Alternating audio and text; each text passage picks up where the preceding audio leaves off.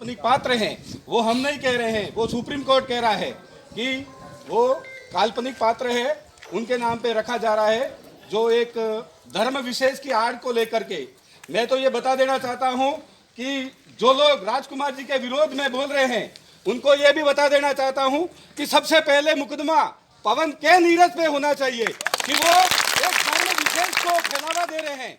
जैसे कि कोई भी सरकारी आदमी नौकरी करता लेने से पहले ये शपथ लेता है कि मैं किसी भी धर्म का विरोध नहीं करूंगा। भारत एक धर्मनिरपेक्ष राष्ट्र है, किसी धर्म की बपोती नहीं है जो आप रामायण के काल्पनिक पात्रों के आधार पे माई डैम के टापुओं का नामांकन कर रहे हो। दूसरा ये कि वहां का जो पैसा कानून है, हमारे यहाँ का जो कानून है, वो ये कहता है कि किसी भी क्षेत्र में अगर कोई भी नामांकन या किसी भी तरह के बोर्ड और ये सब लगाते हैं तो वहां की पंचायत से परमिशन लेने के बिना कुछ नहीं होता है।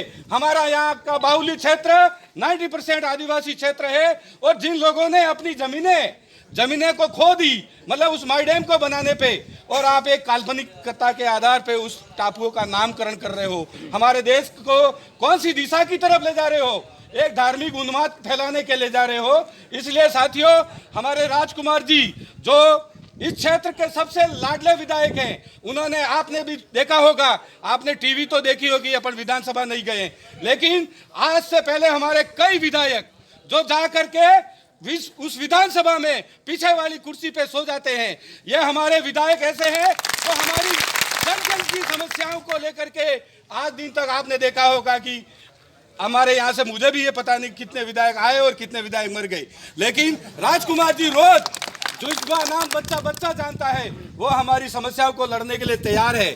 इसलिए राजकुमार जी रोज पर अगर संघवाद और मनुवाद के चाहते लोग जो अपने आप को संघवाद और मनुवाद फैलाना चाहते हैं, वो लोग हमारे राजकुमार जी के खिलाफ मुकदमा दर्ज करने के लिए बात करते हैं। पहले तो आप संविधान के दायरे में रह के बात करो। संविधान किसी धर्म विशेष की बात नहीं करता है। हम लोग भी किसी भी धर्म पे उंगली नहीं उठाना चाहते हैं, लेकिन तुम्हारे बाप दादाओं, हमारे बाप दादाओं की जमीन गई है और उस का नामांकन आप काल्पनिक पात्रों के आधार पे कह रहे हो। ललन सिंह यादव का सुप्रीम कोर्ट का फैसला है कि रामायण एक काल्पनिक पात्र है, हमें नहीं पता कि राम कौन था, मतलब यह सुप्रीम कोर्ट कह रहा है। उसके जजमेंट के अनुसार राजकुमार जी रोत ने विधानसभा में ये आवाज उठाई थी, उनकी आवाज को दबाने के लिए किया जा रहा है। साथियों, यह माई डैम के टापुओं के नामांकन का विरोध नहीं है, वो विरोध इस चीज का है कि यहाँ दक्षिणी राजस्थान का आदिवासी जाग गया है। के नाम पे जो ठेकेदारी चल रही है वो बंद हो जाएगी। हमें कौन पूछेगा? आपको पता होगा, मैं आपको इसी सुलुम्बर क्षेत्र की बात बता रहा हूं। जिस समय जय जोहार, मतलब हमारे भाई आपस में मिलते थे तो जय जोहार बोलना शुरू किया था, उस समय यही हिम्मत तावड़ जिसने जय जोहार का विरोध किया है। अरे मैं हिम्मत तावड़ से यह पूछना चाहता हूं कि तेरा बाप मोदी अभी जय जोहार नहीं बोलता है क्या?